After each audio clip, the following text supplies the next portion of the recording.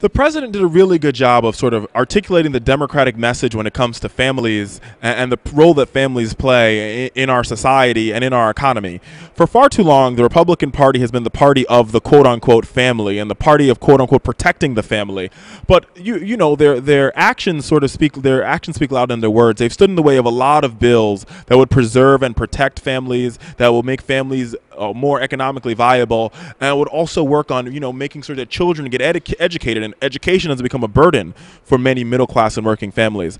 One thing that the president stressed that I think is very important is he talked about the whole ideal of fatherhood and how important fatherhood is to moving our country forward and making sure that we have a strong and our union stays strong.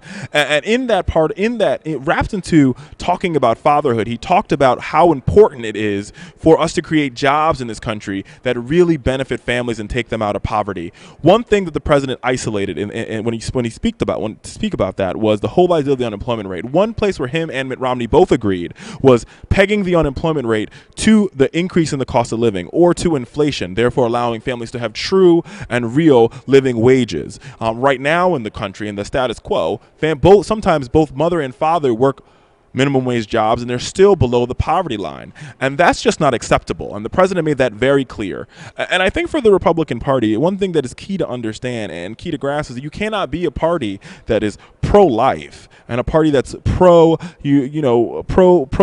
and anti-contraception, and yet once the baby is born, not be pro-family and pro-family policy, which are policies that would protect the economy of the family. The president also talked about how important it is for a family to have a home, and why he wants Congress to pass a piece of legislation that would ensure that a lot of families can refinance their homes and stay in their homes, because we saw in 2008 with the mortgage crisis that was no longer an option for them. There were a lot of them that were foreclosed upon, a lot of them that lost their homes. The president made it very clear tonight that he stands for families, and so does the Democratic Party. Now the question is do Republicans stand for families as well? Will they stand with the president and vote for some of the bills that the president has asked for, or will they once again speak out of both sides of their mouth saying we're pro-life and we're pro-family, yet we're pro-policies that protect the family?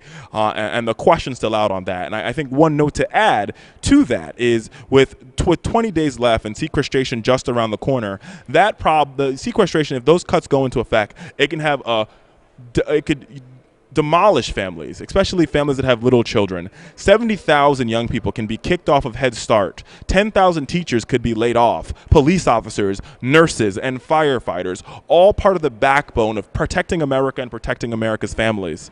And the question is will Republicans act, or will they let these cuts go into place and crucially harm our economy and harm the family economy and the kitchen table? And I think that is one of the most important things that we can see what the progress will be for the Republican Party, what will the progress will be for this Congress, and will the Republican caucus really decide to stand up for families, or will they continue to be the hypocrites that they've been in the past?